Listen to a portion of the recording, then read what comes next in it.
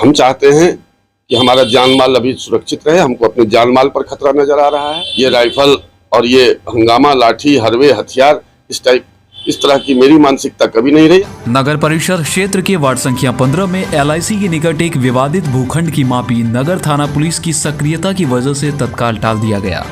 इसको लेकर वादी पक्ष के अधिवक्ता पटना उच्च न्यायालय राहुल कुमार मिश्रा और काजू मिश्रा ने बताया कि संबंधित भूखंड को लेकर पटना व्यवहार न्यायालय में 335/2008 के तहत वाद दायर है। बावजूद इसके याचिकाकर्ता रोहित कुमार और CO अररिया की मिलीभगत से विवादित जमीन का म्यूटेशन करा लिया गया। म्यूटेशन के बाद खरीदार शंकर झा दर्जनों लोगों के साथ जमीन की मापी करने के लिए जब विवादित भूखंड पर पहुंचे तो इसकी सूचना जिला SP को दी गई। विवादित भूखंड की मापी से विधि व्यवस्था में खलल पड़ने की आशंका को देखते हुए SP अशोक कुमार सिंह ने नगर थाना अध्यक्ष को संबंधित मामले की पड़ताल कर त्वरित कार्रवाई का आदेश दिया। इसके बाद नगर थाना पुलिस मौके पर पहुंची और तत्काल मापी को रोक दिया ताकि कानून व्यवस्था में कोई खलल न पड़े। पुलिस प्रशासन की सक्रियता की वजह से विवादित भूमि पर मापी की सक्रियता को तत्काल डाला जा सका। बीते दिनों एक मामला आया था अभी मापी को लेकर के, प्रशासन भी आकर के मापी को रोकवा दिया गया, क्या मामला था?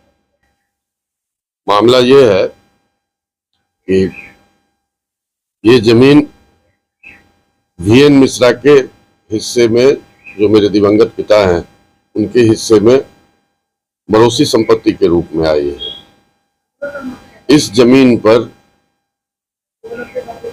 मेरे पिताजी के बड़े पुत्र 2008 में 335/2008 रोहित मिश्रा बनाम राहुल मिश्रा पटना व्यवहार न्यायालय में ये केस लंबित है, बंटवारा सूट लंबित है, जिसमें उन्होंने समूची संपत्ति का बंटवारा मांगा।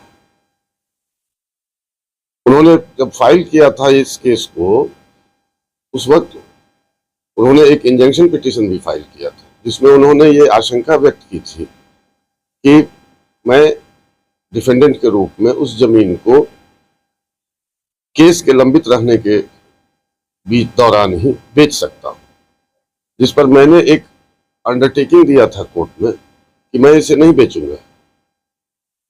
और अगले पैराग्राफ में मैंने लिखा था, लेकिन मुझे आशंका है कि वो बेच लेंगे। अब उन्होंने ही इसमें राइट, टाइटल और पोजीशन मांगा और वही बेच लिए। बेचने के बाद जो अररिया सदर CO हैं, जो कि निहायत ही भ्रष्ट किस्म के इंसान हैं, गोपीनाथ मंडल, मैंने उनके भ्रष्टाचार की चर्चा आप पत्रकारों को हमसे ज्यादा जानकारी होगी उसकी। उन्होंने उसको एक बड़ी राशि के लेन देन के बाद उसका म्यूटेशन कर दिया। तो पहली बात, section 12 of Bihar mutation act and rules कहता है कि अगर किसी जमीन या उसके टुकड़े पर चल रहा हो, केस लंबित हो, टाइटल सूट, तो वो उसका म्यूटेशन नहीं किया जाएगा, नहीं किया जाएगा, सकता नहीं है, जाएगा, किया जाएगा। और भी 11 और 13 उसके जो सेक्शन हैं Bihar mutation act and rules के, उसको भी इन्होंने वायलेट किया है और बिल्कुल गैर कानूनी तरीके से इसको म्यूटेट कर दिया। इतना ही नहीं, मेरे एक फरीक का म्यूटेशन इसी आधार पर उन्होंने कैंसिल किया कि उस पर जो है वो पटना व्यवहार न्यायालय में वाद चल रहा है, जबकि वो वाद में पार्टी भी नहीं, लेकिन मेरी जमीन को उन्होंने कर दिया। मैंने कई एक बार सरकार से लिखा भी, प्रशासन को भी लिखा, सरकार को लिखा, इन पर कार्रवाई की जाए, लेकिन कोई कार्रवाई नहीं हुई अब तक। दूसरी बात, नापी जो इन्होंने करवाना शुरू किया तो वो एक पक्षीय था, उसका कोई नोटिस हमको प्राप्त नहीं है। तो एक पक्षीय नापी कैसे हो सकती है? तीसरी बात कि जो जमीन जो खरीदा है आपराधिक प्रवृत्ति के लोग नहीं, शंकर झा जी हैं, जो कि अक्सर सुनने में ये आया है कि ये ऐसे ही विवादित जमीनों को खरीदा करते हैं और उस पर जबरन कब्जा करते हैं। तो कहने के लिए तब इसका मतलब भूमाफिया की तरह इनका व्यवहार रह रहा है।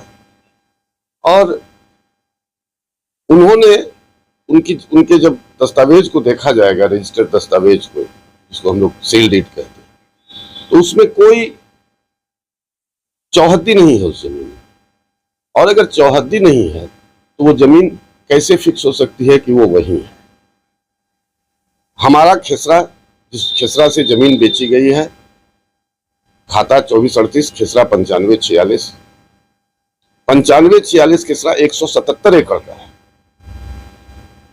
177 एकड़ में अगर नहीं फिक्स हो, उसमें हमारे पूरे खानदान है, मिश्रा खानदान है, हम उसके छोटे से हम लोग हिस्सेदार हैं, तो अगर वो नहीं खरीद किया गया तो ये फिर कैसे जो है सो सर्टेन किया जा सकता है कि ये जमीन वही है?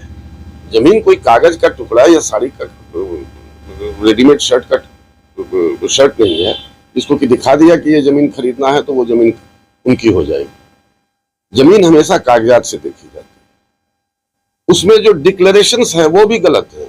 जैसे वो लिखते हैं, जो बेचने वाले हैं रोहित मिश्रा, वो लिखते हैं कि ये जमीन मेरे कब्जे में है। तो अगर इनके कब्जे में ये जमीन है तो ये न्यायालय में क्या कर रहे हैं? न्यायालय में तो कब्जा के लिए ही गए हैं वो, कि उनकी बाउंड्री डिफाइन हो। बाउंड्री अभी डिफाइन नहीं हुई है, जमीन में चौहद्दी है नहीं, और उसके बाद इस तरह से 60-70 आदमी का हरवे हथियार राइफल लेकर के वहां जाना, जो कि अररिया के इतिहास में पहली बार हुआ है। हमारे खानदान के लोगों ने, हमने नहीं बेचा है अब तक कोई जमीन, लेकिन हमारे खानदान के लोगों ने बहुत जमीन बेचा है, शिवपुरी बसा हुआ है उसी में, लेकिन आज तक ऐसा कोई दृश्य जो है सो हम लोगों ने नहीं देखा या हमें कोई याद नहीं है। ये तो पहली बार हुआ है कि बिल्कुल सिनेमा की तरह जो है सो गुंडा अटैक कर देता है जमीन पर और पहुंच जाता है और नापी करने लगता है, पिलर गाड़ने की कोशिश करता है। मैं तो धन्यवाद देता हूं एसपी साहब, एसपी साहब ने तुरंत कार्रवाई की और कार्रवाई करते हुए इसको न्यायोचित जो है एक्शन लिया उसमें, और लेने के बाद जो एक मामला बन सकता था लॉ एंड ऑर्डर से जुड़ा हुआ, उस मामले को उन्होंने तत्काल उस पर विराम लगा दिया। जबकि सामान्य प्रशासन को मैंने कई एक बार लिखा है कि राजस्व कर्मचारी जो राजस्व विभाग से हैं वो बहुत ज्यादा जो है सो इलीगल एक्ट कर रहे हैं, लेकिन उसके बावजूद उन पर कोई कार्रवाई नहीं हो रही है, इसलिए गोपीनाथ मंडल का मन बढ़ता चला जा रहा है। कितना जमीन का मामला है? जमीन 4 एकड़ 10 डिसमिल का मामला है जी। फिर उसके बाद क्या हुआ सर? वो लोग फिर माफी कैंसिल हुआ, फिर आप क्या किए? हमने कुछ नहीं किया, हम एक लॉ अबाइडिंग सिटीजन हैं, हम कानून से चलते हैं, हमें कुछ नहीं करना है। इनको अगर नापी चाहिए और इसी जमीन पर नापी चाहिए तो इसके लिए इनको न्यायालय जाना होगा और न्यायालय से आदेश लेकर के आना होगा, क्योंकि मामला न्यायालय में लंबित है। तो बगैर न्यायादेश के किसी भी प्रकार की कार्रवाई वो इल्लीगल है। ऐसे भी एग्जीक्यूटिव को, जैसे सीओ हुए या और भी प्रशासनिक पदाधिकारी हुए, उनके पास किसी भी रूप में हिस्सा कराने का कोई अधिकार प्राप्त नहीं है।